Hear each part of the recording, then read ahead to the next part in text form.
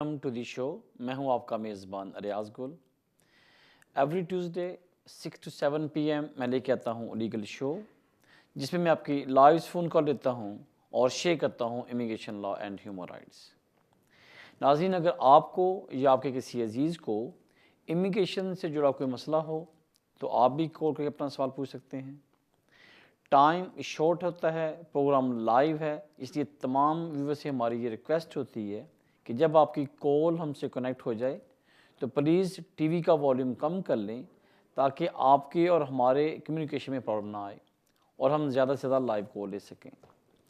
और सेकंड ये है, क्योंकि प्रोग्राम लाइव होता है, इसका मकसद सिर्फ कम्युनिटी के लिए जनरल एडवाइस करना और अगर कोई कानून बदल रहे हैं तो उसके बारे में बताना। लेकिन अगर आपका मैटर कोर्ट में या होम ऑफिस में पेंडिंग है या अनफॉर्चुनेटली आपका मैटर या आपका केस रिफ्यूज़ हो गया है, तो उसके लिए हम हमेशा एडवाइस करते हैं तो बेटर होगा कि या तो आप हमें ईमेल कर लें या आके फिजिकली आके मिल लें, आप पर्सनली आके मिल लें, या बेटा कि किसी भी लोकल सोलिसिटर के पास अपने डॉक्यूमेंट्स ले जाएं, उनको दिखाएं। जब आप उनको पर्सनली जाके मिलेंगे, डॉक्यूमेंट्स दिखाएंगे, तो then after going through all the paper work, any solicitor जो रिप्रेजेंट होगा, ही विल बी और ही और she will be in a better position to give advice. तो ये हमारी हमेशा आपके लिए रिक्वेस्ट होती है कि प्लीज़ ये मामला देख लें। इसी तरीके से लास्ट प्रोग्राम में भी एक साहब ने कॉल किया, वेरी रिस्पेक्टफुल हमारे लिए, हमारे क्लाइंट्स होते हैं, व्यूवर्स। इस तरीके से हमारी उससे बात भी आज हुई है। उसका जो मुख्तसर जो बात आ रही है कि जो अगर स्पाउस वीज़े पे कोई वीज़ा अप्लाई करता है, या उसका जो थ्रेशोल्ड इनकम क्राइटेरिया की बात करना चाह रहे थे। मैटर ये है कि लॉ के मुताबिक अगर कोई पर्सन अपना जो ब्रिटिश नेशनल है या उसके पास इंडेफिनिट लीव टू रिमेन है और अपने स्पाउस को लीव टू इंटर अप्लाई करना चाह रहा है, या लीव टू रिमेन अप्लाई करना चाह रहा है, या एक्सटेंशन अप्लाई करना चाह रहा है, या जो थर्ड फेज है जो कि इंडेफिनिट अप्लाई करने जा रहे हों, तो उन तीनों सूरतों में इनिशियल एप्लीकेशन, एक्सटेंशन टाइम और specially for the indefinite 3 stages पे आपको अपना इनकम थ्रेशोल्ड मीट करना पड़ता है, जो कि 18,600 है। अब यहाँ पे सवाल ये आता है कि अगर आपने दो चीज़ें इंपॉर्टेंट आ रही हैं। एक, इसके लिए प्रूफ क्या है, या कौन कौन से लोग अपनी इनकम को क्लेम कर सकते हैं। नंबर 1, वो किसी भी कैटेगरी में हो, क्योंकि ये जो हमारे साहब हैं ये बड़े रिस्पेक्टफुल हमारे खान साहब, उन्होंने मिलकर आज फ़ोन पे भी, दफ्तर में भी कॉल किया। डिस्कशन के बाद ये रिज़ल्ट मैं डिस्कस करना चाह रहा हूँ कि अगर आपके पास आपने स्पाउस वीज़ा अप्लाई करना है या इंडेफिनिट अप्लाई करना होगा, तो जब इनकम थ्रेशोल्ड क्राइटेरिया आएगा तो उसमें दो चीज़ें कहते हैं। आपके पास राइट है कि आप एम्प्लॉई हैं और आप 1 साल की इनकम पे क्लेम करना चाह रहे हैं, लेकिन आपको एग्जम्पशन है कि अगर आप सेम कंपनी के साथ सेम सैलरी पे काम करते हो, तो अब लास्ट 6 मंथ अगर आपने काम किया है तो 6 मंथ की जो एग्जम्पशन या रिड्यूस पीरियड के ऊपर भी आप क्लेम कर सकते हो। अब इसका बड़ा तफसील से मैं माना जाना चाह रहा हूँ कि उसकी जो लास्ट 6 मंथ की जो वेजेस है वो आपकी सेम होनी चाहिए। अगर आपकी इनकम फ्लैक्चुएट हो रही है तो जो सबसे लोएस्ट लास्ट 6 मंथ की आपकी सैलरी होगी उसको मल्टीप्लाई किया जाएगा 12 के साथ, या उसको 6 के साथ किया जाएगा। तो इसलिए मेक श्योर करना कि अगर आपने 6 मंथ में काम किया किसी कंपनी के साथ और आपकी इनकम अगर तो फिक्स है, फिर तो इशू ही कोई नहीं। अब सवाल ये आता है कि अगर महीने में आपकी कम ज़्यादा हो रही है या फ्लैक्चुएट कर रही है आपकी सैलरी, तो उस सूरत में कौन सी इनकम क्लेम होगी? क्या 6 महीने की इनकम को प्लस करके बाद मल्टीप्लाई 2 करेंगे? नहीं, वो जो 6 माह लास्ट होंगे उनमें जिसमें सबसे लोएस्ट आपकी इनकम होगी उसको मल्टीप्लाई 6 करेंगे उसको, एंड देन उसको आप एग्जाम्प्ट कर सकते हैं। अब दूसरी सवाल ये आता है कि अगर कोई बंदा सेल्फ एम्प्लॉय है तो वो कहाँ स्टैंड करता है। लॉ के मुताबिक उन्होंने ये कहा है कि आपने 12 महीने की इनकम पे रिलाई करना है, लेकिन अगर आप सेल्फ एम्प्लॉय हैं, अब सवाल ये आता है कि अगर आप सेल्फ एम्प्लॉय हैं तो फिर 6 महीने के जो अकाउंट्स आपके जमा नहीं हो सकते। आपने लास्ट 12 मंथ की इनकम अपनी बतानी है। अब दो सूरतें हो सकती हैं, या तो आपने अकाउंट्स जमा करवाए हों तो आपके जनाब सर्टिफाइड जो सबमिटेड अकाउंट्स होंगे, या आपके जो मैनेजमेंट अकाउंट होंगे, तो मैनेजमेंट अकाउंट भी 3 या 4, 6 माह के नहीं हो सकते, वो भी पूरे साल के हो सकते हैं। या अगर आपने 9 महीने से कर रहे हो लेकिन इनकम आ रही है, लेकिन आप साल में तो 9 महीनों में पैसे कमा लिए, तो वो आपके मैनेजमेंट अकाउंट पे भी रिलाई कर सकते हो। अब थर्ड सूरत है ऑफ कोर्स सेविंग, लेकिन अब सवाल यहाँ जो टिका हुआ है, जो लास्ट वीक भी डिस्कस हुआ और अभी करना चाह रहा हूँ, वो ये है कि हमारे एक दोस्त हैं, वो ये कहते हैं कि अगर मैं जो कि कंस्ट्रक्शन इंडस्ट्री में काम करता हूँ, मैंने 6 माह काम किया, तो क्या अगर अनफॉर्चुनेटली अगर मेरी जॉब छूट जाती है तो, या मैं छोड़ देता हूँ, तो मैं कहाँ स्टैंड करता हूँ। मेरे भाई ये बड़ा ऑफ कोर्स आई अंडरस्टैंड कि टेक्निकल पॉइंट है, इसको थोड़ा सा समझने के लिए मैं इतना कहना चाहता हूँ कि लॉ के मुताबिक आगे लूप होल्स या प्रोविजंस क्या हैं वो डिफरेंट थिंग है, लेकिन क्लियर कट जो लॉ वो ये कहता है कि आपने अपने 6 मंथ की इनकम पे रिलाई करते हुए वीज़ा अप्लाई करना है, और आपकी ये इंटेंशन या आपका ये प्रूफ है कि you are still working with the same company. अगर कुछ सर्कमस्टांसेस चेंज होते हैं, unfortunately that's a different thing, but अगर आपको एम्प्लॉयर कहता है कि भाई मैंने आपको सिर्फ 6 माह के लिए रखा था, वीज़ा अप्लाई हो गया, नेक्स्ट डे अप्लाई करते हो, तो फिर अनफॉर्चुनेटली काफ़ी सारा ये एक ग्रे एरिया भी है और डेंजरस भी है। मेरी जो एज ए एडवाइज़र ये एडवाइस होगी, सजेशन भी समझ लें, एडवाइस समझ लें, मैं ये कहना चाहता हूँ कि जब आप इनकम थ्रेशोल्ड का मकसद ही गवर्नमेंट का ये था, या ये जो पॉलिसी बनाई इस वजह से गई थी कि जो लोग वीज़ा लेके यहाँ पे आएँ वो फाइनेंशियली साउंड एंड सॉलिड होने चाहिए, ताकि ये ना हो कि जब वीज़ा लेके आएँ तो नेक्स्ट मंथ से ये बेनिफिट क्लेम कर दें, या सेम इसी सूरत में जब एक्सटेंशन अप्लाई करते हो तब भी ये पोजीशन है, या अगर इंडेफिनिट करते हो तब भी वो कम से कम ये एक जो 5 साल का टाइम है, ये आपका एक प्रोविजनल टाइम है, इसके अंदर ये इस्टेब्लिश करना है कि मैं अपने आप को और अपनी फैमिली को without recourse to public fund मैं मेंटेन एंड अकोमोडेट कर सकता हूँ। ये है इसके पीछे थीम। इस थीम को इस्टेब्लिश करने के लिए गवर्नमेंट ने एक फेज़ बनाए हैं कि आप एम्प्लॉय हैं तो 12 महीने काम करें, सेम कंपनी से काम करते हो 6 महीने पर अप्लाई कर लें, सेल्फ एम्प्लॉय तो ये कर लें, अगर आप दोनों काम नहीं करते तो सेविंग में चले जाएं। लेकिन अगर अल्लाह ना करे इन तीनों सूरतों में आप कहीं फॉल नहीं करते, तो फिर आपका जो वीज़ा अप्लाई होगा तो एक्सटेंशन माइट पॉसिबल है कि जब वो वेरीफाई करें, टैली करें, जब एम्प्लॉयर को कॉल करें, अगर वेरिफिकेशन नहीं होती तो हम उसके पास राइट है कि बजाय आपको इंडेफिनिट या एक्सटेंशन देने के, वो आपको 10 ईयर्स रूट में फर्दर लीव दे सकते हैं, सब्जेक्ट टू कि आपके सर्कमस्टांसिस के हैं। लेकिन क्योंकि ये सवाल था कि क्या पोजीशन होगी, एक थोड़ी सी टेक्निकल और बात थी कि क्या अगर आप एजेंसी के साथ काम करते हो और उसके बाद आप एम्प्लॉयर के साथ डायरेक्ट हो जाते हो, देखा जाए क्योंकि एजेंसी के साथ आपका कोड और था, जब आप एम्प्लॉयर के पास जाते हो तो आपका कोड और है। जो मेरी अंडरस्टैंडिंग है ये शायद फिर आपको 12 महीने पर अप्लाई करना पड़ेगा, लेकिन अगर आप कोई और सिचुएशन ना हो, आइडियली और माई अगेन इज़ माई अंडरस्टैंडिंग जो ऑलरेडी मैंने किया, सही लगता है कि अगर आप एजेंसी से काम छोड़ के वीज़ा अप्लाई करने से 2 महीने या महीना पहले एम्प्लॉयर के साथ काम करते हो, तो इट मीन्स आपका एम्प्लॉयर चेंज हो गया और फिर आपको 12 महीने की इनकम पे रिलाई करना पड़ेगा। तो लेते हैं आज की फर्स्ट कॉल। जी फरमाइए। हेलो हेलो, आप प्लीज़ टीवी को बंद की आवाज़ कम कर दें और फ़ोन पे बात करें। हेलो, मुझे लगता है शायद साहब की कॉल ड्रॉप हो रही है। लेते हैं नेक्स्ट कॉल। जी फरमाइए।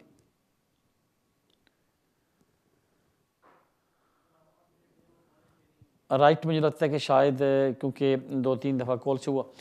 अच्छा, अब ये एक चीज़ हम बात कर रहे थे आज ये स्पाउस वीज़े के ऊपर जो इनकम थ्रेशोल्ड है। अब दूसरी बात हम साथ साथ डिस्कस करते हैं कि जब कुछ लोग जब वीज़ा अप्लाई करते हैं और उनको 10 ईयर्स रूट पे डाल दिया जाता है, और क्या जब उसके बाद वो अपनी इमिग्रेशन रूल्स की रिक्वायरमेंट पूरी कर लेते हैं, क्या दोबारा वो 5 साल के बाद कर सकते हैं? अनफॉर्चुनेटली नहीं। अब मैं एक एग्जांपल कोट करता हूँ कि अगर किसी दोस्त ने 2016 में अपने स्पाउस वीज़ा अप्लाई किया, वो यहाँ पे आ गए, 21 में भी 5 साल पूरे हो रहे हैं, अगर तो आज के दिन आपके इमिग्रेशन रूल्स के तहत आपको 5 साल की बेस पे इंडेफिनिट मिल गया तो फेयर इनफ।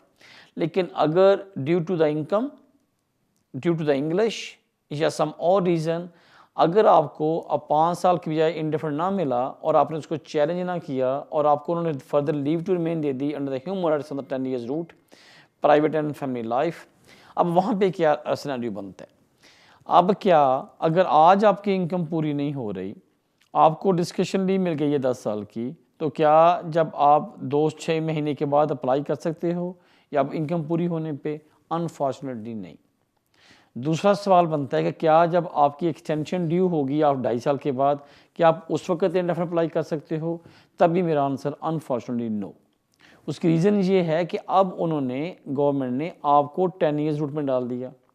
अब आपको 2 ऑप्शन बचती हैं, या तो जब आपको 10 साल की बेस पे डाला है और अब आपने जो रिक्वायरमेंट थी अंडर द 5 ईयर्स रूट पूरी कर ली हैं, आप 10 साल के बजाय 5 साल में स्विच करें और जब स्विच करोगे फ्रॉम दैट डेट से 5 ईयर्स कंप्लीट करने होंगे आपको।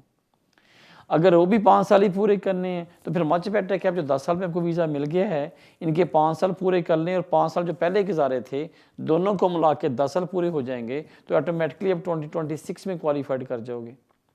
तो ये बहुत सारा क्वेश्चन आता है कि जब अगर आपके डॉक्यूमेंट्स पूरे नहीं थे या जो इमिग्रेशन के तहत जो रिक्वायरमेंट पूरी नहीं हो रही थी फॉर द एक्सटेंड टाइम, तो क्या जब आपको 10 साल का वीज़ा मिल गया अंडर 10 ईयर्स 2.5 साल का, या आपको under family and private life आपकी एक्सटेंशन हो गई, तो उसके बाद आपके पास पोजीशन क्या बचती है? जो 5 साल के बाद indefinite as a spouse of the British national या सेटल पर्सन का है, उसके लिए एक बड़ा क्लियर प्रिंसिपल है, वो ये है कि जब आपने इंडेफिनिट अप्लाई करना है उस डेट से बैक 5 ईयर्स आपने हमेशा under the spouse under the 5 years route आपने 5 साल गुजारे हैं। अगर जो दोस्त से बात हो रही है, अगर वो आज उनको डिस्कशन नहीं मिलती है 10 साल की और जब 2023 में जाके अप्लाई करेंगे कि मुझे अब वीज़ा दिया जाए इंडेफिनिट का, तो वो कहेंगे नहीं आपने तो ये 2.5 साल हैं, ये अंडर द 5 ईयर्स रूट नहीं गुजारे, ये 2.5 साल आपके बनते हैं अंडर 10 ईयर्स रूट, लिहाजा आप इंडेफिनिटली क्वालिफाइड नहीं करते। तो किसी भी कैटेगरी में अगर किसी को 10 साल पे वीज़ा मिलता है, 10 साल की कैटेगरी के अंदर 2.5 साल का, तो अगर तो इमीडिएटली वो चेंज कर ले और जब चेंज करके रूट 5 साल के रूट पे आ जाए, तो 5 साल का रूट जब स्टार्ट होगा उससे आफ्टर 5 ईयर्स के बाद वो क्वालिफाइड करेगा कि वो अपना वीज़ा अप्लाई कर सके। दूसरा सवाल आजकल जो बड़ा पूछा जा रहा है जो स्टूडेंट्स के बारे में, स्टूडेंट्स का ये है कि आई अंडरस्टैंड कि ये पेंडेमिक की वजह से या अनफॉर्चुनेटली कोरोना की वजह से लास्ट ईयर बहुत सारे स्टूडेंट के जो मामला अफेक्ट हुए हैं। गवर्नमेंट ने क्लियरली ये इन्होंने पॉलिसी निकाली है कि जो लोग with the collaboration with universities, कि अगर किसी शख्स ने यूनिवर्सिटी में एडमिशन ले लिया विच इज़ इन सितंबर 2020 और वो इस कंट्री में नहीं आया और वो ऑनलाइन क्लासेस ले रहा है, उसने अपनी फ़ीस पेड कर दी है अंडर द यूके इंस्टीट्यूट और अपने होम कंट्री में बैठे भी क्लासें ले रहा है, और वो जब भी यहाँ पे इंटर होगा और जब अपनी डिग्री मुकम्मल करेगा तो वो उसके लिए वो PSW के लिए क्वालिफाइड करेगा। बहुत सारे केसेस में क्या होगा कि कुछ लोगों ने एडमिशन लिए, वीज़ा अप्लाई करने में लेट हो गए, लेकिन वो वहाँ से ऑनलाइन क्लासेस ले रहे हैं और कुछ यूनिवर्सिटी ने फैसिलिटी भी दी है कि आप वहाँ पे अपने कंट्री में रहें, एडमिशन आपने ले लिया, फ़ीस पे कर दी, ऑनलाइन क्लासेस लें, एग्ज़ाम जब जून और जुलाई में एग्ज़ाम होगा एग्ज़ाम पास करें और सेकंड सेमेस्टर के लिए आप सितंबर में यहाँ आ जाएं और जो 2 साल आपकी रिमेनिंग एजुकेशन उसको पूरी करें। तो जब आपकी यहाँ पे यूके के अंदर ग्रेजुएशन मुकम्मल होगी तो यू विल बी एलिजिबल और you will be qualified to make the application और switch from the year 4 to the PSW।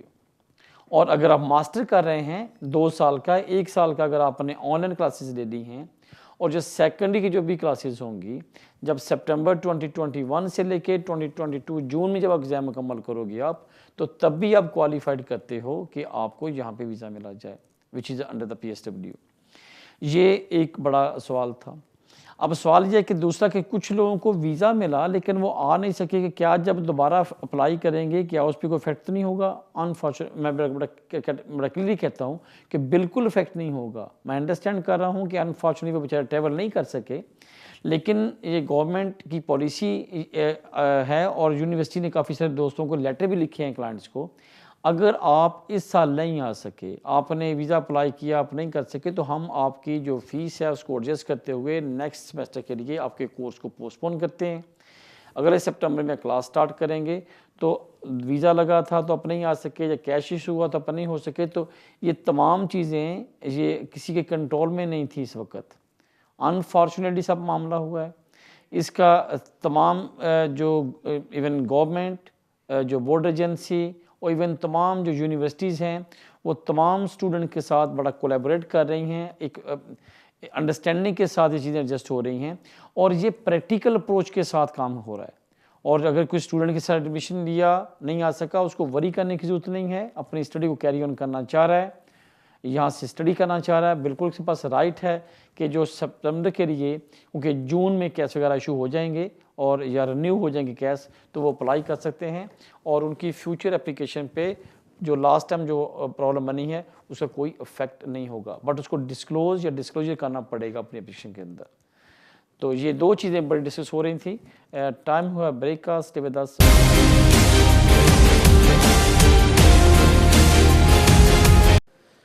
Welcome back after the break. तो नाज़रीन, अभी हम बात कर रहे थे आज सबसे पहले स्पाउस वीज़े के लिए और उसके बाद हमने बात की है स्टूडेंट के लिए। आज कंट्रोल से ये इंस्ट्रक्शन है कि प्लीज़ थोड़ा सा अपडेट करें तमाम कैटेगरीज के लिए। तो अब हम बात करते हैं स्पॉन्सर लाइसेंस के लिए।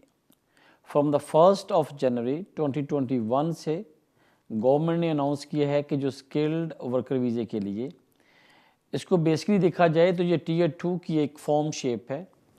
टीयर 2 वर्क परमिट के लिए बस कंडीशन ये थी कि सबसे पहले आपको लेबर मार्केट टेस्ट करना पड़ता था, जो इनकम उसके लिए शो करनी पड़ती वो आपको 35,000 देनी पड़ती थी, 36 इवन। और उसके बाद इसका जो उसका जो स्टेटस था, जो लेवल था, it should be at least managerial level और लेवल 7 उसकी रिक्वायरमेंट थी। अब क्या हुआ है कि आफ्टर द ब्रेग्जिट गवर्नमेंट ने एक नई पॉलिसी बनाई है जिसे स्किल्ड वर्कर के नाम पे कहते हैं। स्किल्ड वर्कर पे बात करने से पहले जो सबसे इम्पोर्टेंट पार्ट है वो ये है कि इसकी एक जो बेसिक कंडीशन है, जो लोग भी यूके के अंदर स्किल्ड वर्कर के तहत आना चाहते हैं, उनकी जो सबसे बेसिक कंडीशन है वो ये है कि उनके पास उसी वक्त यूके में आएंगे जब उनको किसी कंपनी की तरफ से, किसी ऑर्गेनाइजेशन की तरफ से, किसी बिज़नेस की तरफ से उनको कैश लेटर इशू होगा, कॉस्ट लेटर इशू होगा। इसका मतलब ये है कि कोई कंपनी या एन इंडिविजुअल या बिजनेसमैन नहीं इशू कर सकता जब तक उस कंपनी के पास, ऑर्गेनाइजेशन के पास, इवन वो चैरिटी हो, कोई न्यूज़ अखबार हो, न्यूज़पेपर हो, टीवी हो, कोई लॉ फर्म हो, कोई अकाउंटेंट फर्म हो, उनके पास स्पॉन्सर लाइसेंस होना मस्ट है। अब स्पॉन्सर लाइसेंस के लिए पहले ये होता था कि आपको लेबर मार्केट टेस्ट पास करना पड़ता था, फिर अप्लाई करते थे। लेकिन अब गवर्नमेंट कहती है कि अगर आप कोई ऑर्गेनाइजेशन हो और आप किसी ऐसे पर्सन को रिक्रूट करना चाह रहे हो जो कि neither the British have a British citizen और nor they have a settlement visa in the UK, then you need to get the sponsor licence. Sponsor licence के लिए सबसे पहले ये है कि आपने ऑनलाइन एप्लीकेशन करनी होगी और आपने साथ अपने तमाम सपोर्टिंग डॉक्यूमेंट्स लगाने होंगे। उसमें जो मेजर हैं वो 6 हैं कि नंबर 1 आपके पास कंपनी सर्टिफिकेट है, नंबर 2 आपके पास बिजनेस अकाउंट्स हैं तो आपने बैंक स्टेटमेंट लगानी है, नंबर 3 अगर आपके पास ऑनरशिप है तो आप लैंड रजिस्ट्री के डॉक्यूमेंट्स लगाएंगे, अगर आपका जो बिज़नेस है आपके पास लीज़ है तो आप उसकी लीज़ लगाएंगे या टेनेंसी एग्रीमेंट जो होगा। नंबर 4 ये है कि अगर आपकी कोई कंपनी है तो ऑटोमेटिकली आप सैलरी दे रहे हैं तो आपने को पेई रेफरेंस लेटर देना होगा। कंपनी की अगर इनकम 70 या 80 से अबव है तो बाय द HMRC लॉ ये कहता है कि अगर आपका टर्नओवर मोर देन 76 और 80 है तो आपको वैट रजिस्टर होना होगा। तो अगर कंपनी के पास VAT रजिस्टर है तो उसका VAT सर्टिफिकेट होना चाहिए। और उसके बाद जो सबसे इम्पोर्टेंट पार्ट है वो ये कि कंपनी का हायरार्की चार्ट देना होगा। कंपनी के अंदर डायरेक्टर कौन है, उसका मैनेजरियल स्ट्रक्चर को क्या काम करते हैं, उसका जो फंक्शंस कैसे होता है, उसके स्टाफ कितने हैं, सेक्रेटरी कौन है, रिसेप्शनिस्ट कौन है, असिस्टेंट्स कौन है। तो ये तमाम जो लोग यहाँ स्टाफ काम करते हैं उनका हायरार्की चार्ट ये साथ लगाना होगा। और इसके साथ साथ ये है कि अगर आप उनके वैट हो गया, HMRC का लेटर हो गया, बैंक स्टेटमेंट हो गई, लीज़ हो गया, आपके पास सर्टिफिकेट आ गया और बैंक अकाउंट्स आ गए, तो ये तमाम डॉक्यूमेंट्स को लगा के आप एप्लीकेशन करोगे। जब एप्लीकेशन करते हैं, अब इसमें एक पार्ट टेक्निकल है। जब आप अप्लाई करते हो whether on the same time, और जब अप्लाई करते हो तो within 4 to 5 days home office आपसे क्वेरी करता है कि जिस बंदे को आप रिक्रूट करने जा रहे हो, सबसे पहले ये बताएं कि उसका टाइटल क्या होगा, उसका रोल क्या होगा कंपनी के अंदर, उसकी सैलरी क्या होगी, क्या उसकी जो जॉब है वो परमानेंट है या सिर्फ शॉर्ट टाइम के लिए है, क्या वो फुल टाइम है या पार्ट टाइम होगा, और उसके बाद उसकी जो लोकेशन ऑफ ऑफिस कहाँ पे होगा, नंबर 3 उसकी ड्यूटीज़ क्या होंगी। अब ये सारी बातें वो रेलेवेंट हैं जो कि कंपनी के मतलब हैं, लेकिन साथ ही साथ वो कहते हैं कि अब इंडिविजुअल के मतलब, कैंडिडेट के मतलब कि जिसको आप रिक्रूट करने जा रहे हो, वेदर क्या वो आपका ऑलरेडी एम्प्लॉय है, या क्या आपने उसका इंटरव्यू किया है, या आपने उसका सीवी चेक की है, या उसकी एक्सपर्टीज़ या उसका जो बैकग्राउंड, एजुकेशनल बैकग्राउंड क्या है, या उसका वर्क एक्सपीरियंस क्या है। ये तमाम चीज़ें अच्छा होगा कि जो लोग स्पॉन्सर अप्लाई करें, क्योंकि ये काफ़ी सारे क्वेश्चन भी आ रहे थे, तो मैं चाहता हूँ कि इस पर पूरी तफसील से बात करूँ, बड़ी फॉर्मल इनफॉर्मल हो के, कि ये सिर्फ ये नहीं कि आपने ऑनलाइन एप्लीकेशन की, अपना एड्रेस दिया, नाम डाला और सबमिट किया तो आपको स्पॉन्सर लाइसेंस मिल जाएगा। आपने रीज़न देनी होगी कि आपने स्पॉन्सर लाइसेंस अप्लाई करना है, and you have a intention to recruit someone, और उसका रोल क्या होगा, और उस बंदे का जो एम्प्लॉयमेंट होगा वो आपकी कंपनी के लिए कैसे बेनिफिशियल होगा। क्या उसके रोल से आपका बिजनेस इन्हांस होगा, आप कोई सेकंड ब्रांच बनाने जा रहे हो, या आपका पहले कोई स्टाफ था वो जॉब छोड़ के चला गया, उसको फिल करना है। तो इसलिए वो हायरार्की चार्ट मांगते हैं कि इसमें जो स्ट्रक्चर ऑफ द वर्किंग है वो क्या पोजीशन जा रही है। और स्पेशली भी जो पूछा जाता है कि जिस बंदे को आप रिक्रूटमेंट करने जा रहे हो, क्या उससे पहले आपने कोई और लोगों को अपने ऐड लगाई है, कि आपने कोई और एफर्ट की है कि अगर कोई हमें बंदा चाहिए तो उनके पास, आपके पास सीवीज़ हैं, उनका कोई रिकॉर्ड है, या आप लोग अपने कॉल के इंटरव्यू के लिए। तो ये तमाम जो क्वेश्चंस हैं ये रेलेवेंट हैं फॉर द स्पॉन्सर लाइसेंस। हम स्किल्ड वर्कर की बात अभी नहीं कर रहे। स्किल्ड वर्कर एक सेकंड फेज़ है। पहले फेज़ में इंडिविजुअल को, ऑर्गेनाइजेशन को या कंपनी को स्पॉन्सर लाइसेंस होल्डर होना चाहिए। जब उनको ए रेटिंग स्पॉन्सर लाइसेंस मिलेगा जो कि 4 साल के लिए वैलिड होता है, फिर उन्होंने अपने सर्टिफिकेट इशू करने हैं। अब वो डिपेंड करता है कि उन्होंने 2 मांगे हैं, 1 मांगे, जितनी वैकेंसी थी उन्होंने मांग लिया। जब स्पॉन्सर के पास, जब कंपनी के पास स्पॉन्सर लाइसेंस होगा जो कि 4 साल के लिए वैलिड है, देन उसने फिर एलोकेट करनी है कि हम लोगों ने कॉस्ट निकालना है। अब सपोज करें कि अगर एक कंपनी के पास 2 स्पॉन्सर लाइसेंस थे, 2 वैकेंसीज थी, उन्होंने अप्लाई कर लिया और उनके बाद कोई और एम्प्लॉय छोड़ के चला गया या कोई और एक जॉब क्रिएट हो गई, तो फिर भी उनके पास राइट है कि वो अपने सिस्टम में जाएं, जाके मैं उनको डिटेल करें, हम उसको लेटर लिखें और उनको बोलें कि हमें एक और वैकेंसी आ गई है, हम एक और कैसेट इशू करते हैं, और भी हो जाएगा। अब ये बात है फेज़ 1 जो कि एम्प्लॉयर का है। अब एम्प्लॉयर ने स्पॉन्सर लाइसेंस ले लिया, कंपनी जो है वो यूकेबी के साथ रजिस्टर हो गई as a sponsor licence holder, a rating company है। अब वो कैसे इशू करती है। अब जो individual to want to come in the UK और want to make to leave to in the UK within country, अब उसके पर रिस्पॉन्सिबिलिटी आती है कि क्या जो जॉब क्रिएट की गई थी या कंपनी के पास जो वैकेंसी है, क्या उसके मुताबिक कैंडिडेट का नॉलेज है, क्या उसका एजुकेशन एक्सपीरियंस उसमें अंदर है, क्या उसका कोई उसने कोई काम किया है, या ऑलरेडी कंपनी से काम कर रहा है पार्ट टाइम या किसी और कैपेसिटी में, तो क्या उसको वो रिक्रूट करने जा रहे हैं। ये सेकंड फेज़ इंडिविजुअल पे डिपेंड करता है, और उसके अंदर उसकी इंग्लिश क्या रिक्वायरमेंट होनी चाहिए, उसकी एजुकेशन क्या होना चाहिए, उसका एक्सपीरियंस क्या होना चाहिए। अब ये कैंडिडेट की एप्लीकेशन वेटिंग होगी, असेस होगी। काफ़ी दोस्त इसको कन्फ्यूज़ करके बैठे हैं कि क्या हमारे पास स्पॉन्सर लाइसेंस हो गया तो इट मीन्स हमारा वीज़ा हो गया, या वो फिर ओवर प्रोटेक्ट हो जाते हैं कि भाई हमें यो तो मिल गया था लेकिन वीज़ा रिफ्यूज़ हो गया। दोनों चीज़ें डिफरेंट हैं। Sponsor licence will be issued on the base of the employer situation या उसके सर्कमस्टांसेस, या on the base of his जो से इन्फॉर्मेशन देगा। लेकिन जो वीज़ा है वो कैंडिडेट पे डिपेंड करता है। कैंडिडेट के अगर बहुत कम होता है कि अगर सूटेबल कैंडिडेट है, उसकी क्वालिफिकेशन पूरी है, उसका वीज़ा रिफ्यूज़ हो, लेकिन जब रिफ्यूज़ होगा तो बहुत कम चांस है कि वो इस बेस पे रिफ्यूज़ करें कि आपके एम्प्लॉयर ने कैश रेलेवेंट नहीं था। वो सिर्फ उसकी इंडिविजुअल या इंटरव्यू बेस हो सकता है उसका, या आपकी ओरिजिन हो सकती है, लेकिन बहुत कम होता है कि एम्प्लॉयर की वजह से हो। तो इसलिए मेक श्योर करना, स्पॉन्सर लाइसेंस लेना जितनी बड़ी रिस्पॉन्सिबिलिटी एम्प्लॉयर की है, उससे ज़्यादा रिस्पॉन्सिबिलिटी कैंडिडेट की है कि उसने अपने डॉक्यूमेंटेशंस और एक सूटेबल या रेलेवेंट जॉब के लिए अप्लाई करना चाहिए। ये ना हो कि वैकेंसी कोई और हो और जॉब के अप्लाई कर दें। अगर मार्केटिंग की जॉब क्रिएट हुई है तो आईटी का बंदा वहाँ पे मेरे ख्याल सूट नहीं करेगा। अगर एचआर की जॉब है तो देखना पड़ेगा एचआर का बंदा ही होना चाहिए, एक्सपीरियंस होना चाहिए या उसकी क्वालिफिकेशन होनी चाहिए। तो इसलिए ये बहुत इम्पोर्टेंट देखा गया है।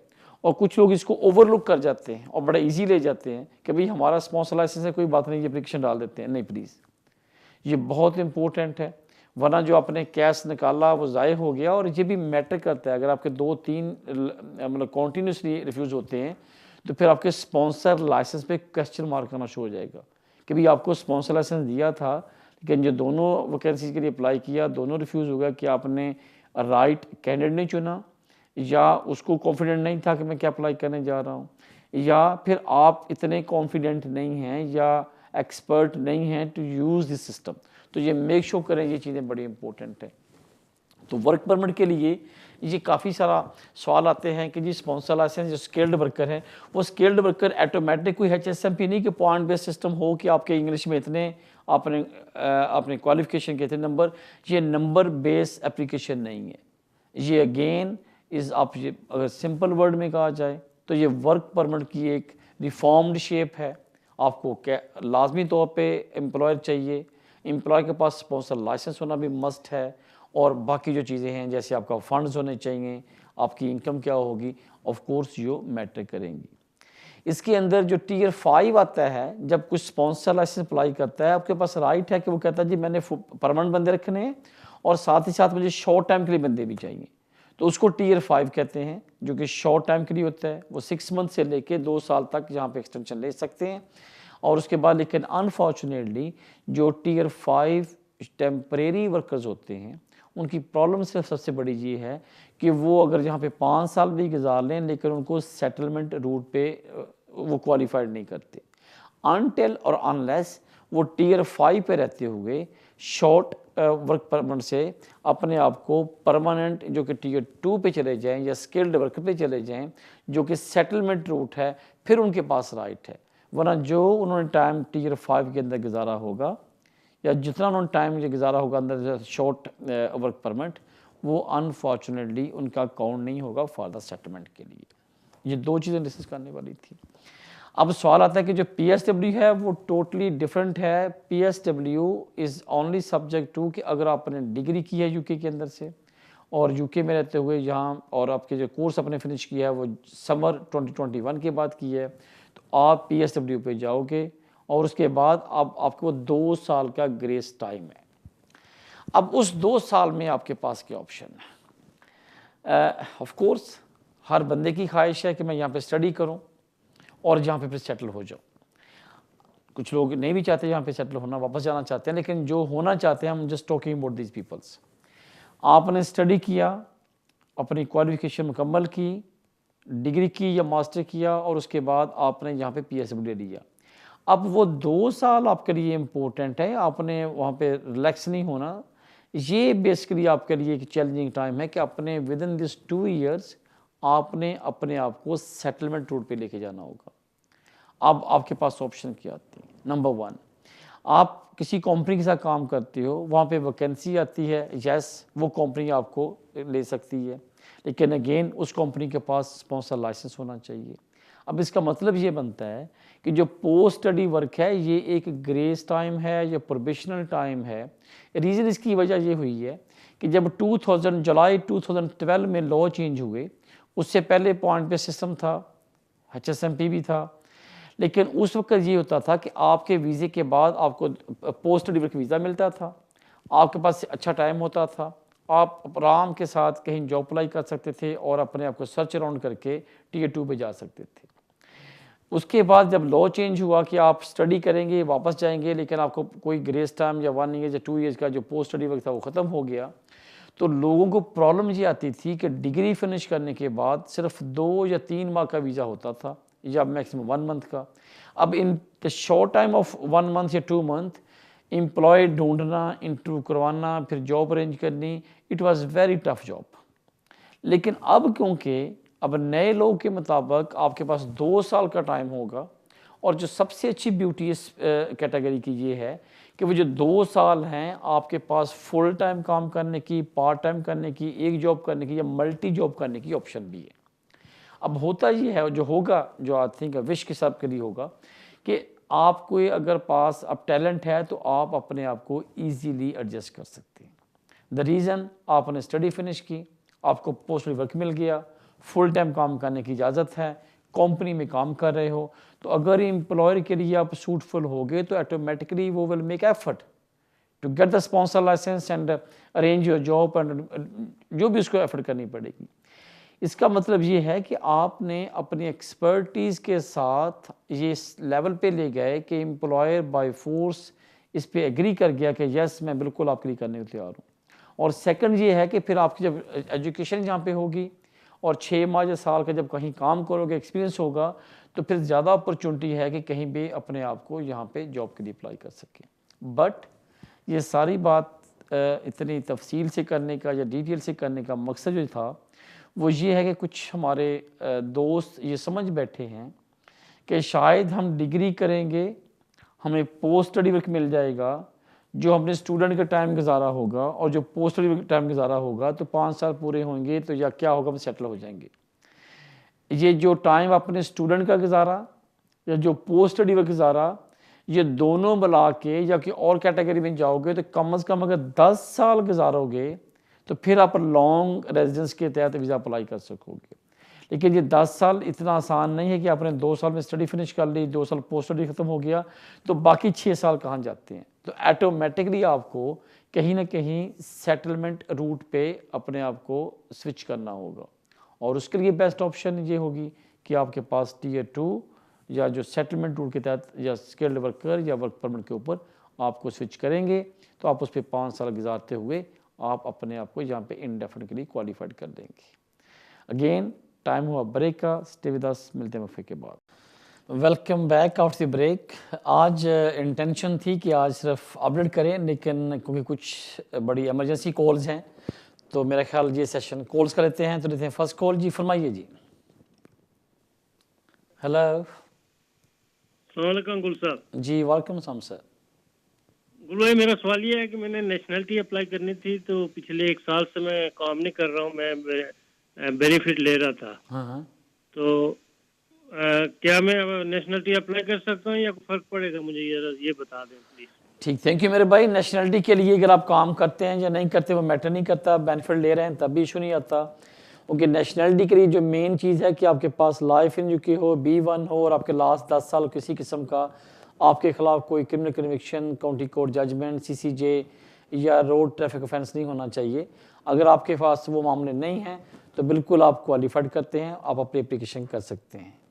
आपकी कॉल का शुक्रिया। लेते हैं नेक्स्ट कॉल। जी फरमाइए। हेलो, प्लीज़ की कॉल, काफ़ी सारी कॉल्स हैं आज, बस लेनी है। हेलो हेलो, सत श्री अकाल जी। जी सत श्री अकाल भाजी, की हाल चाल है जी? जी बहुत बढ़िया जी। अच्छा भाजी, मैं ਤੁਹਾਡੇ ਕੋਲ ਨਾ ਪੁੱਛਣਾ ਸੀਗਾ, ਮੈਂ ਨਾ ਨੈਸ਼ਨਲਿਟੀ ਲੈ ਲਈ ਹੈ। ਜਿੱਦਾਂ ਮੇਰੇ ਨਾ ਇੰਡੀਅਨ ਪਾਸਪੋਰਟ ਦੇ ਉੱਤੇ ਪਹਿਲਾਂ ਸਰਨੇਮ ਨਹੀਂ ਸੀਗਾ, ਤੇ ਮੈਂ ਡੀਪੋਲ ਫਾਰਮ ਭਰ ਕੇ ਹੈ ਨਾ ਸਰਨੇਮ ਜਿੱਦਾਂ ਲਿਖਾ ਕੇ ਫਿਰ ਮੈਂ ਨਾ ਬ੍ਰਿਟਿਸ਼ ਨੈਸ਼ਨਲਿਟੀ ਲੈ ਲਈ ਆ। ਠੀਕ ਆ। ਹੁਣ ਮੈਂ ਜਿੱਦਾਂ ਬ੍ਰਿਟਿਸ਼ ਪਾਸਪੋਰਟ ਅਪਲਾਈ ਕੀਤਾ ਤੇ ਉਹ ਕਹਿੰਦੇ ਹੈ ਨਾ ਵੀ ਤੈਨੂੰ ਸਰਨੇਮ ਚਾਹੀਦਾ ਜਿੱਦਾਂ ਇੰਡੀਅਨ ਪਾਸਪੋਰਟ ਦੇ ਉੱਤੇ। ਹੁਣ ਇੰਡੀਅਨ ਪਾਸਪੋਰਟ ਵਾਲੇ ਉਹ ਸਰਨੇਮ ਨਹੀਂ ਪਾ ਰਹੇ, ਤੇ ਜੇ ਮੇਰੇ ਤੋਂ ਪਾਸਪੋਰਟ ਤੋਂ ਬਿਨਾਂ ਜੇ ਮੈਂ ਆਪਣੇ ਬ੍ਰਿਟਿਸ਼ ਪਾਸਪੋਰਟ ਬਣਾਉਣਾ ਹੋਵੇ ਮੇਰਾ ਬਣ ਸਕਦਾ? ਕਿ ਕੋਈ ਰਸਤਾ ਹੈਗਾ, ਦੂਸਰਾ ਰਸਤਾ?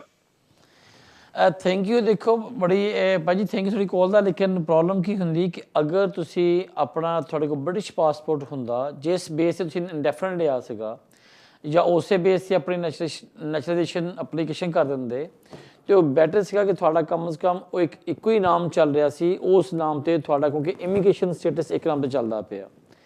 अगर थोड़े को पासपोर्ट जो ब्रिटिश हो जाता फिर थोड़े को ओपन राइट है जो भी उत्थे चाहो तो अपना डीड पोल बना के नवा पासपोर्ट अप्लाई कर सकते हो। लेकिन क्योंकि थोड़ी जी इनिशियल नैशनैलिटी आ वो इंडियन आ और तुम नाम हम चेंज कर दो बिफोर द नैशनैलिटी, तो हमेशा होम ऑफिस कह रहा कि तुम अगर नैशनैलिटी के नाम चेंज करना तो फिर जी पर थोड़ी ऑलरेडी नैशनैलिटी है वो उपर एक नवा पासपोर्ट बना के लैके आओ उस आई डी के उपर। हुण पहली गल तो यह है दसो कि तुम नैशनैलिटी अगर अप्लाई कर दी आ तो मेरे ख्याल उन्होंने विड्रॉ करके जिहड़ा नाम थोड़ा पासपोर्ट के उपर आ वो अपना नैचुरलाइजेशन सर्टिफिकेट अप्लाई कर सकते हो और उस तो बाद अपना पासपोर्ट अप्लाई कर दो और उस तो बाद थोड़ी फिर राइट है जो मर्जी करो, क्योंकि थोड़ी इंडियन पासपोर्ट की जी नैशनैलिटी है वो थोड़ी वो सरेंडर हो जानी। या सैकंड ऑप्शन यह है कि थोड़े कोल इंडियन पासपोर्ट हैगा उत्ते सरनेम नहीं सीगा, तुसी वो डीड पोल ले जाके इंडिया एम्बेसी चले जाओ, थोड़ा नवा पासपोर्ट उस नाम से बिल्कुल बन जाएगा। एज फार एज थोड़ा रिकॉर्ड इंडियन एम्बेसी चाहे तो फिर इंडियन एम्बेसी इन्हों बुलाई जा के नाम चेंज होने तो बाद वो नए नाम से पासपोर्ट इशू कर देगी। पासपोर्ट थोड़ा जो इंडियन आ वो इंडियन एम्बेसी ने इशू करना, लेकिन जी नैचुरलाइजेशन आ जो सर्टिफिकेट आ वो ब्रिटिश गौरमेंट देना। थानू इंडेफिनेट चेंज करने की कोई लोड़ नहीं, पासपोर्ट चेंज कर लो उनको जी इंडेफिनेट मैं इस नाम से मिलया सी, मैं अपना नाम चेंज कर लिया उस नाम के मुताबिक मेरे को मेरी ID आ गई, लिहाजा मैं हम अपनी नैशनैलिटी की एप्लीकेशन कर रहे हैं तो फिर वो मुफ्त थोड़ी गल एक्सेप्ट कर लेगा। दोनों राइट है, विड्रॉ करके पुरानी डिटेल से अपना पासपोर्ट पाओ या फिर इंडियन पासपोर्ट नवे नाम से बना के वो नाल अटैच कर दो, दैन थोड़ी नैशनैलिटी नवे नाम से इशू हो जाएगी। थोड़ी कॉल का शुक्रिया, लेते हैं नेक्स्ट कॉल। जी फरमाइए। हेलो अस्सलाम जी। वालेकुम अस्सलाम जी। रियाज भाई कैसे हैं? ठीक है, अल्लाह का शुक्र है भाई, समय से करती जी मेरा भाई आया था स्पेन से विजिट के तौर पे इधर, राइट। तो उसका हमने यहाँ सेटलमेंट अप्लाई किया। हमारे अंकल है वो EU सिटीजन है, तो उनका वो होम ऑफिस ने रिफ्यूज किया है। तो भाई यहाँ लोकली गया था अपील करने के लिए, राइट ऑफ अपील दिया है उन्होंने, राइट। तो लेकिन वो कहते हैं कि आपने रॉन्ग एप्लीकेशन डाली है, आपको वो रेजिडेंस कार्ड पहले अप्लाई करना चाहिए था और फिर बाद में ये सेटलमेंट पे जाना चाहिए था। ठीक, तो आप क्या कहते हैं इसके बारे में, क्या करना चाहिए? Right right. ऑफ कोर्स अगर कोई हो तो मैं फोन पे रहूं या नहीं, फोन आप टीवी पे चले जाएं, फोन पे प्लीज कंट्रोल चेक करें फोन प्लीज। अच्छा, अब मेरे भाई आपका फैक्ट ये बनता है कि ऑफ कोर्स जो लोग जहाँ पे यूरोपियन नेशनल हैं जो उनके डिपेंडेंट वीज़ा अप्लाई किया जाता है तो ऑफ कोर्स पहले डिपेंडेंट होगा फिर सेटलमेंट वीज़ा होगा। अगर आपकी एप्लीकेशन कोई रॉन्ग हो गई है, आइडियली जो आप किसी वकील के पास गए हो चेक कर लें, ओके, उसने पेपर देखे होंगे, वो आपको बेहतर एडवाइस कर सकेगा। या अगेन आप हमें ईमेल कर दें अपने जो पेपर्स हैं, जो अप्लाई किया, जो रिफ्यूज़ल आया, हम उसको देख लें। मैं बेस्ट कि मैं आपको इन डिटेल एडवाइस कर सकूं, क्योंकि जब रिफ्यूज़ल आता है तो हमेशा एडवाइस होती है या ख्वाहिश होती है कि कम से कम लेटर को देख लें, फिर एक आपको कॉम्प्रिहेंसिव एडवाइस कर सकें। आप मुझे ईमेल करें, मैं डेफिनेटली आपको कॉल बैक करूँगा। जी, आपकी कॉल का शुक्रिया। लेते हैं नेक्स्ट कॉल। जी फरमाइए। हाँ जी, रियाज गुल साहब से बात करनी थी। जी मेरे भाई आप लाइव हैं, बोले सवाल क्या आपका? जी अच्छा सर, मैं यूरोपियन नेशनल हूँ, तो मैंने अपने नेशनैलिटी के लिए अप्लाई करना था, तो उसका क्या तरीकाकार है? और दूसरा मेरा ये है कि मुझसे स्पीड ऑफेंस 3 पॉइंट मेरे कट गए हैं कोई 2-3 वीक्स पहले, तो उससे कोई इसमें नेशनैलिटी पे कोई फर्क तो नहीं पड़ेगा? लग गए हैं? इसके बारे में बता दीजिएगा। आपको 3 पॉइंट्स लग गए हैं रोड ट्रैफिक के? जी वो स्पीड के रोड, ठीक, मोटरवे पे था मैं। आप यहाँ पे यूरोपियन हैं, सबसे पहले तो ये कि आपने 5 साल यहाँ पे रहते हुए अपने पूरे कर लिए, आपको सेटलमेंट वीजा मिलना चाहिए। मिल गया आपको? ओके, आपने 5 साल पूरे करने के बाद अपने यहाँ पे सेटलमेंट वीजा अप्लाई करना था, जिसको परमानेंट रेजिडेंस बोलते हैं। आपके पास PR होना चाहिए और उसके बाद आप अपनी नेशनलिटी अप्लाई करते हैं। लेकिन अनफॉर्चुनेटली अब आपके खिलाफ रोड ट्रैफिक ऑफेंस के 3 पॉइंट्स लग गए हैं। इसका मतलब ये हुआ कि अब होम ऑफिस आपको बोलेगा कि क्योंकि ये आपका ऑफेंस हो गया, आप अपनी नेशनलिटी की एप्लीकेशन 3 साल नहीं कर सकते। उनके फेज बने हुए हैं कि अगर आपका माइनर ऑफेंस है तो 1 साल, अगर 3 पॉइंट लगते हैं तो 3 साल, और उसके बाद अगर सीरीज ऑफेंस हो तो 5 साल के लिए आप नेशनलिटी की प्रॉब्लम आती है।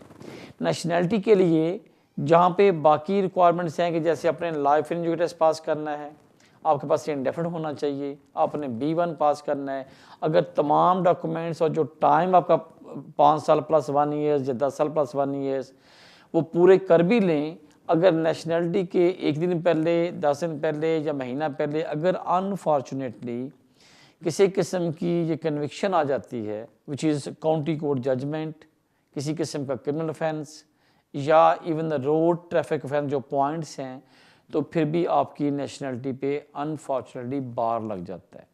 तो अब मेरी आपको अंडरस्टैंड के अप्लाई करना चाह रहे हैं, लेकिन मुझे लगता है कि शायद आपको 3 साल अगर पहले अप्लाई करेंगे ये पॉइंट लगने से 3 साल तक, तो आपकी एप्लीकेशन पे नेगेटिव इम्पैक्ट आ सकता है।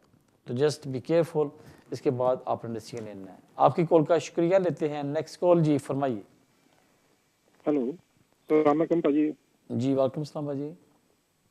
ਭਾਜੀ ਮੈਂ ਥੋੜਾ ਜਿਹਾ ਪਤਾ ਕਰਨਾ ਸੀ, ਮੇਰੇ ਕੋਲ ਨਾ ਪਰਮਾਨੈਂਟ ਰੈਜ਼ੀਡੈਂਸੀ ਕਾਰਡ ਦਿੱਤਾ ਨਹੀਂ ਮੈਨੂੰ, EU ਸੈਟਲਮੈਂਟ ਸਕੀਮ ਤੇ ਸੀਗਾ ਮੈਂ। ਰਾਈਟ। ਮੈਨੂੰ ਉਹਨੇ 7 ਮਹੀਨੇ ਦਾ ਵੀਜ਼ਾ ਦਿੱਤਾ। ਪਹਿਲਾਂ ਮੇਰੇ ਕੋਲ ਸੀਗਾ 5 ਸਾਲ ਦਾ, ਉਦੋਂ ਬਾਅਦ 7 ਮਹੀਨੇ ਦਾ ਦਿੱਤਾ। ਉਦੋਂ ਬਾਅਦ ਮੈਂ ਜਿੱਦਾਂ ਅਪਲਾਈ ਕੀਤਾ ਇੰਡੈਫੀਨਿਟਲੀ, ਜਿਹੜੇ ਪੱਕੀ ਸਟੇ ਵਾਲਾ, ਉਹਨਾਂ ਦੀ ਮੈਨੂੰ ਮੇਲ ਆ ਗਈ ਵੀ ਤੈਨੂੰ ਉਹ ਅਪਰੂਵ ਹੋ ਗਿਆ ਹੈ ਨਾ, ਤੇ ਮੈਨੂੰ ਉਹਦਾ ਕੋਈ ਰੈਜ਼ੀਡੈਂਸੀ ਕਾਰਡ ਆਹ ਹੀ ਚੱਲਣਾ ਕਿ ਉਹਦੇ ਲਈ ਹੋਰ ਕੋਈ ਬਣ ਕੇ ਆਉਣਾ ਆ? ਠੀਕ ਠੀਕ ਠੀਕ। ਜਿਹੜੇ ਲੋਕ ਯੂਰਪੀਅਨ ਜਿਹੜੇ ਪਹਿਲਾਂ ਰਹਿ ਰਹੇ ਸੀਗੇ, ਅਗਰ ਉਹ ਆਪਣੇ ਸੈਟਲਮੈਂਟ ਸਕੀਮ ਤੇ ਜਾਂ ਪ੍ਰੀ ਸੈਟਲਮੈਂਟ ਤੇ ਅਪਲਾਈ ਕਰ ਰਹੇ ਆ, ਉਹਨਾਂ ਨੂੰ ਸਿਰਫ ਈਮੇਲ ਕਨਫਰਮੇਸ਼ਨ ਆ ਰਹੀ ਹੈ, ਕਿਉਂਕਿ ਤੁਹਾਡੇ ਕੋਲ ਆਲਰੇਡੀ ਪਹਿਲਾਂ PR ਸੀਗਾ, ਹੁਣ ਤੁਸੀਂ ਸਿਰਫ ਸਕੀਮ ਦੇ ਤਹਿਤ ਆਪਣੇ ਅਪਲਾਈ ਕੀਤਾ ਡਿਊ ਟੂ ਦ ਬ੍ਰੈਗਜ਼ਿਟ, ਤੇ ਤੁਹਾਨੂੰ ਈਮੇਲ ਤੇ ਕਨਫਰਮ ਕਰਤਾ, ਤੁਹਾਨੂੰ ਕਾਰਡ ਸ਼ਾਰਡ ਕੋਈ ਨਹੀਂ ਆਉਣਾ। ਹੁਣ ਤੁਹਾਡੇ 5 ਸਾਲ ਪੂਰੇ ਹੋ ਗਏ, ਟਾਈਮ ਪੂਰਾ ਹੋ ਗਿਆ, ਤੁਸੀਂ ਚੈੱਕ ਕਰੋ ਕਿ ਤੁਹਾਡੀ ਨੈਸ਼ਨੈਲਿਟੀ ਕੁਆਲੀਫਾਈਡ ਕਰਦੇ ਹੋ, ਤੇ ਤੁਸੀਂ ਆਪਣੀ ਨੈਸ਼ਨੈਲਿਟੀ ਦੀ ਐਪਲੀਕੇਸ਼ਨ ਕਰਦੇ ਹੋ। ਕਿਉਂਕਿ ਜਿੰਨੇ ਲੋਕਾਂ ਨੂੰ ਵੀ ਇਹਨਾਂ ਕੋਲ PR ਸੀ ਔਰ ਅਗਰ ਉਹਨੇ ਉਸ ਤੋਂ ਬਾਅਦ ਹੁਣ ਸਿਰਫ ਸੈਟਲਮੈਂਟ ਸਕੀਮ ਤੇ ਐਕਸਟੈਂਸ਼ਨ ਅਪਲਾਈ ਕੀਤੀ ਸੀ ਜਾਂ ਆਫਟਰ ਦ ਬ੍ਰੈਗਜ਼ਿਟ ਅਪਲਾਈ ਕੀਤਾ ਸੀਗਾ ਸੈਟਲਮੈਂਟ ਸਕੀਮ, ਉਹਨਾਂ ਨੂੰ ਸਿਰਫ ਈਮੇਲ ਕਨਫਰਮੇਸ਼ਨ ਆ ਰਹੀ ਆ ਔਰ ਬਿਲकुल सेम ਉਹਦੀ ਵੈਲਿਊ ਜਿਵੇਂ ਵੀਜ਼ੇ ਦੀ ਵੈਲਿਊ ਹੁੰਦੀ ਹੈ। थोड़ी कॉल का शुक्रिया। बढ़ते हैं नेक्स्ट कॉल की तरफ। जी फरमाइए। हेलो, लगता है कॉल ड्रॉप हो रही है। जी फरमाइए सर। हेलो, अस्सलाम वालेकुम। अस्सलाम वालेकुम। जी मेरे भाई सवाल पूछे, काफ़ी लोग क्यों में, प्लीज़। अच्छा रियाज साहब, एक क्वेश्चन पूछना था, अगर आप काइंडली एक्सप्लेन करें कंस्ट्रक्शन इंडस्ट्री स्कीम के बारे में। किसके दूसरा सवाल ये था कि अगर 6 महीने के बाद आदमी अप्लाई करे कैटेगरी में और फिर होम ऑफिस एप्लीकेशन डाले, जॉब चली जाए, तो वो एक्सेप्टेबल है या नहीं? होम ऑफिस वीज़ा इशू करेगा कि नहीं? प्लीज़ एक्सप्लेन करें प्लीज़। मारना खान साहब, I I am very impress and आपकी रिसर्च के ऊपर भी अपने काम भी किया, लास्ट भी कॉल किया था और फ़ोन पे बात भी हुई। Thank you much, appreciate. अच्छी बात है कि आप लोग ऐसे पॉजिटिवली चीज़ें फीडअप करते हैं, शेयर करते हैं, बहुत शुक्रिया।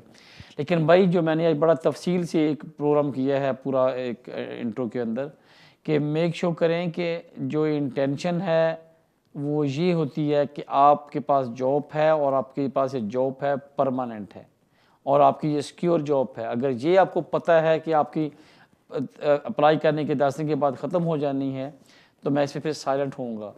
लेकिन क्योंकि आपके पास आपने 6 माह काम किया, उस पर अप्लाई करते हुए आपने इनकम पे आपने वीज़ा अप्लाई कर दिया, अगर अल्लाह ना करे किसी से जॉब ख़त्म हो जाती है बाद में, तो जॉब के कंट्रोल में नहीं है, वो तो डिफरेंट थिंग्स। लेकिन ये ना हो कि वो वेरीफाई करे और एम्प्लॉय बोलो कि वो तो 2 वीक से यहाँ काम नहीं करता, ये एप्लीकेशन डाली है और वेरी नेक्स्ट यहाँ से काम नहीं करता, तो फिर वो अनफॉर्चुनेटली आपकी एप्लीकेशन पे भी इफेक्ट आएगा और ये फिर डिसेप्शन पे भी जा सकता है। तो उसका मतलब होगा फिर आपको इन्फॉर्म करना पड़ेगा होम ऑफिस को इमीडिएटली कि मेरे पास जॉब थी, जॉब फिनिश हो गई, लिहाजा ये मेरे सर्कमस्टांसेस हैं। तो उस पर फिर आपको, मुझे लगता है कि शायद वो एक्सटेंशन देंगे, ना कि वो इंडेफिनिट देंगे। तो जस्ट कीप इन माइंड कि ऐसी चीज़ ना हो, या फिर अपने साल की पे अप्लाई कर लो। अगर जॉब आपकी ख़त्म भी हो जाएगी तो नेक्स्ट जॉब पे चले जाना और उसको होम ऑफिस को इन्फॉर्म कर देना, फिर मोस्ट लाइकली चांस है कि आपकी जो इंडेफिनिट एप्लीकेशन है उस पर किसी किस्म का नेगेटिव इम्पैक्ट नहीं आएगा। अगेन आपने बड़ी रिसर्च की है, आपका बहुत शुक्रिया। नाज़रीन, मेरा और आपका साथ जहाँ तक जिन्होंने कॉल किया सहा उनका शुक्रिया। नेक्स्ट ट्यूसडे सेम टाइम मुलाकात होगी और नेक्स्ट प्रोग्राम में इंशाअल्लाह हम ज़्यादा कॉल लेने की कोशिश करेंगे। Thank you.